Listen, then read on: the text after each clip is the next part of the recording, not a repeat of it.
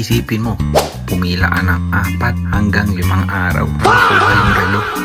Sa pinakamainit na pinag-uusapan ngayon, online, yung AP Swatch collaboration. You heard it right. AP, Audemars Piguet. Tingnan natin kung tama yung pagkakabigkas ko dito. Isa siyang luxury brand nag-collab sa Swatch. The same formula what they did dun sa watch ng Omega, Moon Swatch. Same thing ang nangyari, nag-viral ito. So pag-uusapan natin ang very controversial collab ng Audemars Piguet at ng Swatch. Especially yung release dito sa UAE.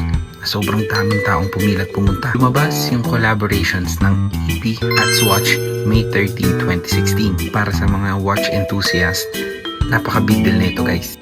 Kasi naman, AP is one of the respected brand or luxury branch ng watch around the world. Sila lang naman ang gumawa ng iconic Royal Oak design. Mga sikat sa celebrity, athletes, rappers that symbolize luxury and status. Then i-combine nila sa Swatch, which is yung brand na gumagawa ng affordable at fun watches. Siyempre, napakalaking katanungan sa isip ng lahat ng tao na possible bang gumawa ng relo AP inspired na same price ng Swatch? At doon na lahat nagsimula. Sa ibang bansa, may iba't ibang tao na pumila a day ahead before the release, which is May 16. Literal na camping setup na ang ginagawa nila para sold din or ibenta yung mga slots na yun sa ibang gustong bumili ng relo. Pero marami din ang habol is yung resale value ng gamit. Kasi nangyari na to before sa Moon Swatch ng Omega. Relatively, price is very affordable, pero dahil limited stocks lang ito, binenta ito sa mataas na presyo. Dito sa Dubai, dito mas naging intense yung release.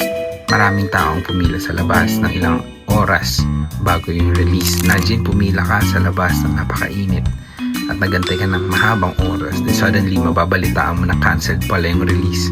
At doon nagsimula ang frustrations ng mga taong nag-effort, maraming nag-absent sa work, maraming halos walang tulog, tapos wala palang release. Honestly, mas interesting yung culture behind it, I think. Hindi lang to basta relo. It's about exclusivity, hype, and social validation. Yung feeling nakakuha ka ng mga imposibleng bagay na imposibleng makuha. Parang modern treasure hunt kumbaga. The harder it is to get, the more people want it. Pero kayo guys, worth it ba na pumila ng ilang araw para dito sa collab watch na to? Comment nyo below because honestly, napaka-interesting pag-usapan yung mga gantong culture hype. If you enjoyed this video guys, don't forget to like, share, and follow na rin. So see you for the next vlog. Peace!